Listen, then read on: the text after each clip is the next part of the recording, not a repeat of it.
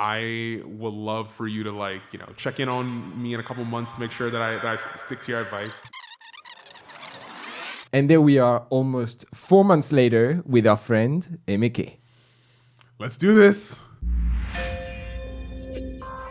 Welcome to Did They Take Action? It's the beginning of August and it's time to follow up on our #1 performing video, which has accumulated over 33,000 views. Ladies and gentlemen, let me introduce you again to the one and only EMEKE. EMEKE, how are you doing? I'm doing mighty fine today. How are you? I'm doing awesome. Well, thank you. All right, guys, if you have not had the chance to check on EMEKE'S video, we encourage you to click right here. Check it out and then come back to this video so that you can get a true follow-up of our friend right here. If you already watched it and need a brief summary, let me quickly run you through it. EMEKE is 28 years old and currently lives in Seattle. He makes over $160,000 per year. However, it did not always go this way. In fact, you at some point got fired from Microsoft and you had to completely rebuild from zero. Throughout this difficult time, you've accumulated quite a bit of debt, $52,000, out of which $12,000 was credit card debt.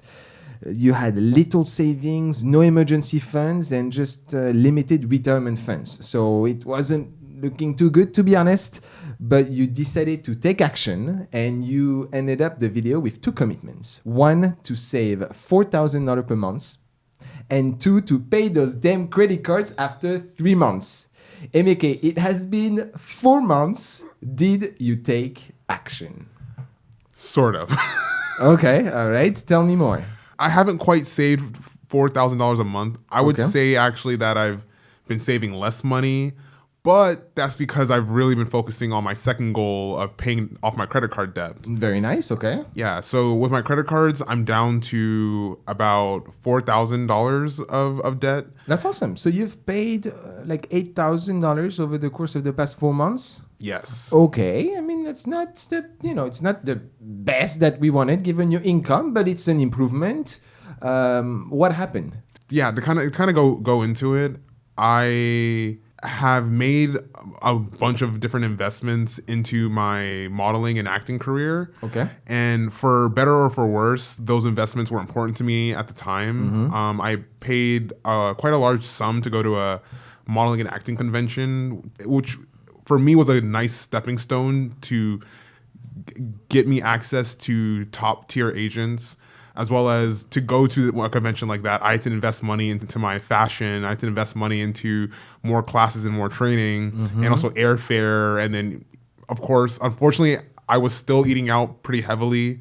Okay. Yes, so to fight back a little bit, I think a part of the reason why I eat out so much is because I have been trying to work essentially 2 to 3 jobs at once. Whoa. And so that leaves very little time for cooking for myself, for going to the grocery store, even leaves me with little time for other pleasurable activities like hanging out with friends and family at times. Okay. While still completing my duties as a software engineer, still also hunting for acting jobs, hunting for agents, doing all this work. And in July, I actually, after this big modeling and acting competition, I actually had a very big psychotic and mental health break. Oh. Yeah. What happened? Yeah, unfortunately, I had let my physical health deteriorate really rapidly from severe amounts of stress, from having poor diet habits and poor sleeping habits. And I was starting to lose weight really rapidly. I was dealing with symptoms of bipolar disorder. Okay. My health was in such a bad place that my friends, my partner, my mother, a lot of people were really worried about me.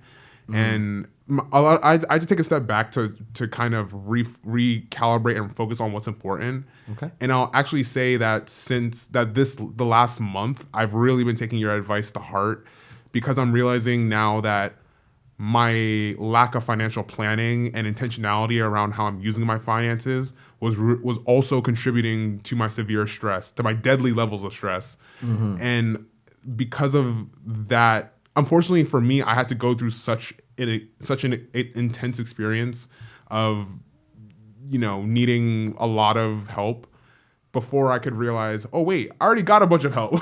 You know, I unfortunately for me, I do feel very lucky and blessed that you were willing to take all this time to give me such a very actionable and well thought out plan to specifically help me reach my goals. But mentally, I wasn't ready to receive that information at that time. Okay.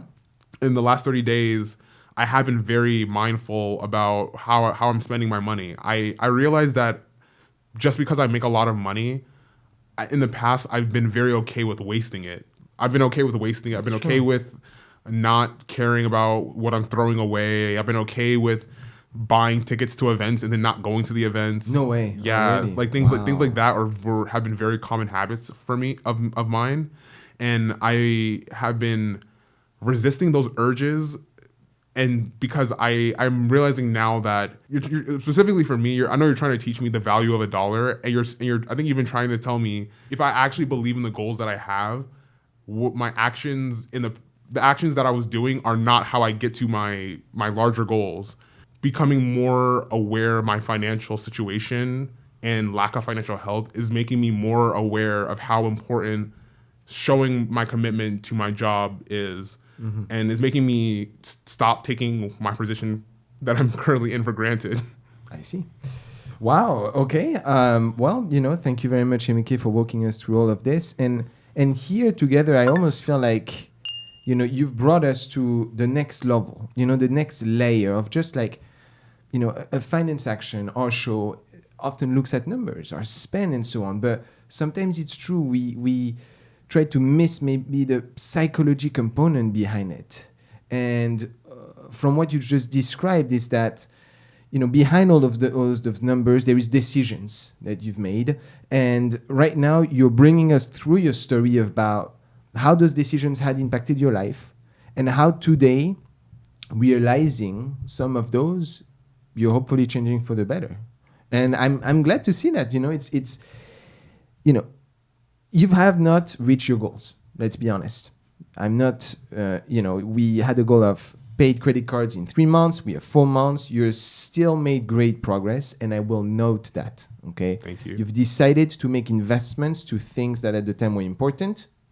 That, you didn't invest in a trip to the Bahamas. You invested in yourself, in your future career. Like myself, and investing into this, guys. Right now. Great investment. We'll see in the future, but I'm investing in my time as well. Like my time and interacting with all of you at home at all time and so on. And I truly appreciate that, but also interacting for the people that come on this show. And you've taken that bet, and I'm hopeful that it will be paying at some point. This was July. Today, how do you feel? At this point, I feel the most optimistic about my financial future than I ever have in my life. Okay. Yeah. Wow. Okay. What makes you say that?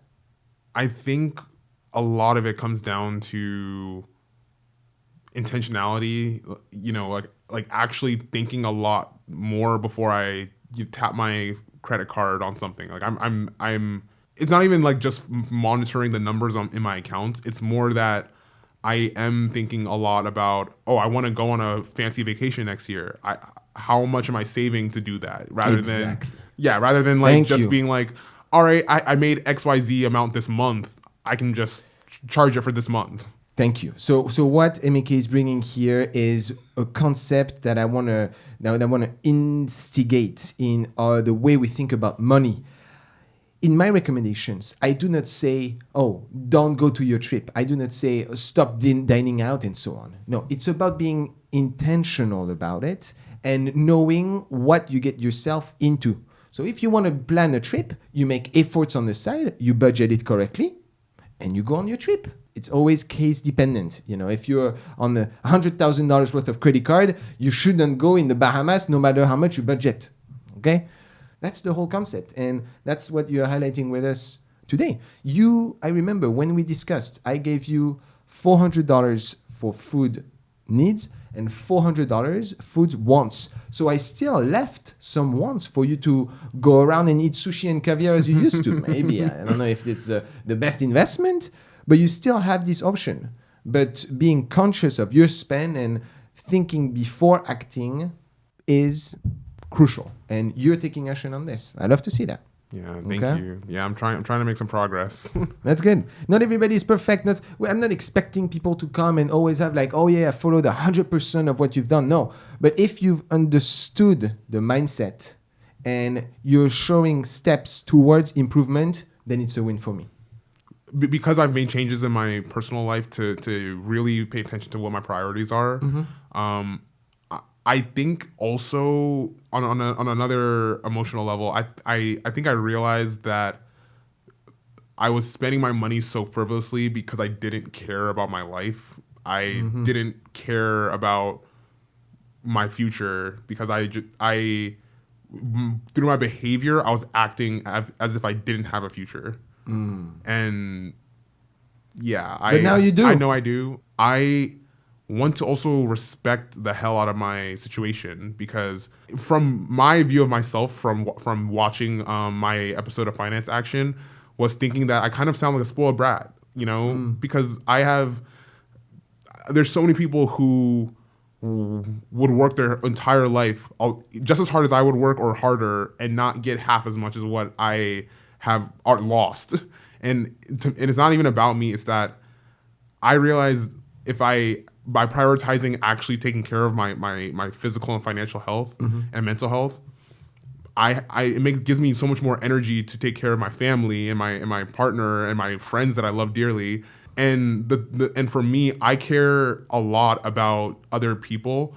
And if I'm acting like I don't have a future, I can't get to the point where I can easily give money to homeless people or mutual aid funds.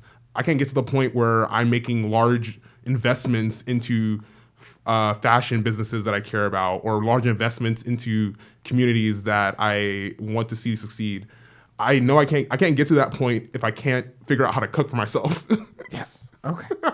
Is that simple? I love that. All right. Let's actually bring a little bit our audience into this discussion. I want to tackle you a little bit on some of the comments that we received, both negatives but constructive, and of course positive guy. Bring it on. All right, we have a comment here from Swan. Why is he taking private loans? So you have about, if I remember correctly, over $10,000 worth of private loans at a very high interest. It was about 13% interest on his student loan.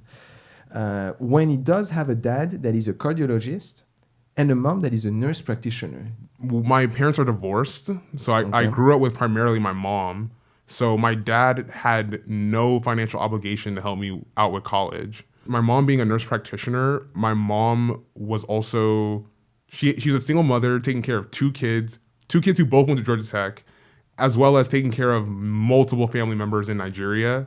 So even though her salary might look good, she's giving as much money as she can to support my family in Nigeria to live, as well as my mom was taking care of my aunt who had schizophrenia.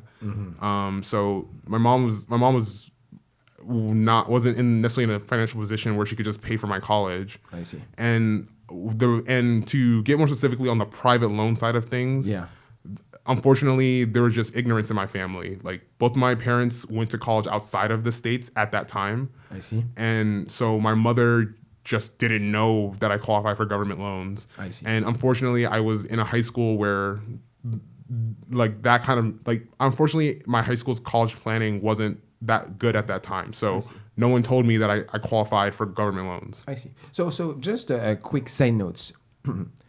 It's not always the best scenario to go for federal loans. I personally have a private loan that I'm paying 2.7% on my student loans. But that's because at the time when I was looking at federal loans, it was 8%. And I was like, well, I feel fairly confident that I'm going to be able to pay those payments. And so I went for the 2.7%. Now, generally, federal loans gives you, better safety net, okay? Like, for example, during the COVID situation where you didn't have to pay anything. And here, yes, I had to pay.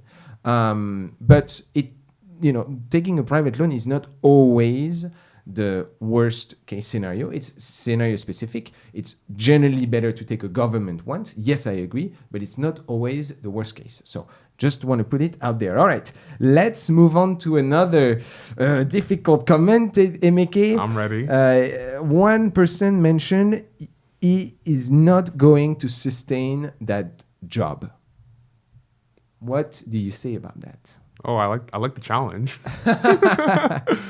But you've been doing pretty good at your job on the side. There is some truth to what that person is saying. With my previous behavior, I was not taking my job as nearly as high a priority as it should be taken with, because of the way my parents constantly give to others, both with their time, money, energy, resources, skills, everything. I, in the same way, have been giving, trying to give 100% to my job, 100% to the modeling, to networking and finding modeling gigs and promoting businesses, giving 100% to applying for acting jobs, giving 100% to my partner, giving 100% to my brother, giving 100% to every single friend who hits me up for any emotional needs they want to help. Yeah. They need any emotional needs they have. Then I realized I have zero energy left for myself. And so, yes, if I was to always give 100% to everything without getting my order of operations right, yeah, it would be unsustainable to keep my job, and my performance would suffer for it. But I'm now realizing The balance. I see. All right. Great. Thank you for answering some of those comments. And let's look at some of our positive and inspirational as well. One we've coming from Donatello. Good for him quitting drinking. Thank you. That's always good to hear. So at the time you were sober for quite some time. Have you kept your behavior to stay sober? Yes, it'll be awesome. 10 months in a few days. Wow, that's awesome. Okay, great job. Awesome. Good to see this. Another person mentioned, and there you go, guys. You have it. Our friend here is popular on Cut. Here a comment from Ali. I think I saw him on a few episodes of Cut. You're right. This is like you're a local there. What's going on with them? You're often there. I am often on some. How did you know? Who told you?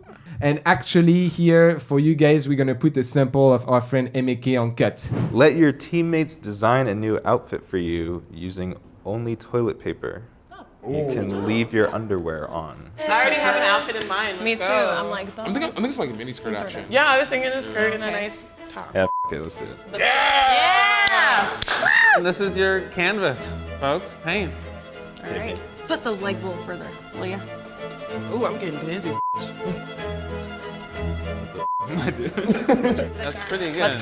Voila.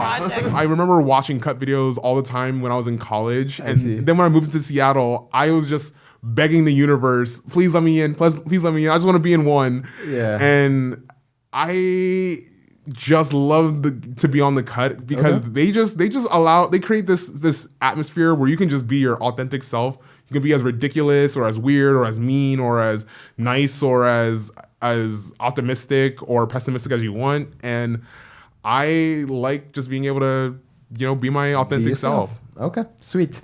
So you mentioned Finance Action. Your videos has got quite a bit of traction. We're not there at millions, but, it's great for a small channel as ours.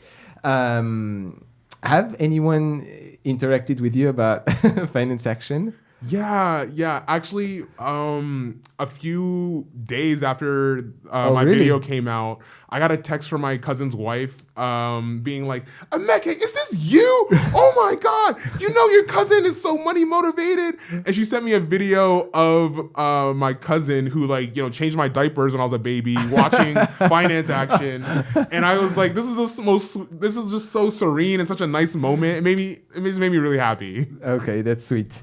All right, as we wrap up our discussion and follow up here with EMEKE, we want to end on a very positive comment from Luncheon. And yes, Luncheon has been actually one of our best supporter of the channel, so kudos to you, mate, as well as many others. And we really appreciate you trusting us with your time. Great interview with an intelligent and articulate guest. And I believe the same way. I mean, many of the people that come here, it's very nice to see the different parcours and the different stories, and we are, again, very proud of providing you guys with all of this variety of experience. But that pretty much wraps up a little bit our follow-up. EMEKE, overall assessment, I am proud of the accomplishment that you've done. I am very happy with the mindset that I see you in today. Honestly, it's nice to see that You're getting your shit back together, my friend. And I'm just thrilled about like looking at how you're finally gonna take care of that credit card debt. It's gonna happen. I promise. Never again. No more credit card debt. Never Done again. with it. Shake my hand. Every Never month, again. pay it off. Every month, pay it off. All right. And just be more mindful about all your spend and so on. I like the mindset. I see a future on it financially, and I love that. Do you have any final words to wrap up this episode, man? I appreciate your advice. Yeah. Yeah. All right. That's Well, it. That's awesome. That's it. Thank you. Thank you, guys. It's a pleasure as always. We have so many exciting comments coming up in the pipeline. We see you guys next time. À bientôt.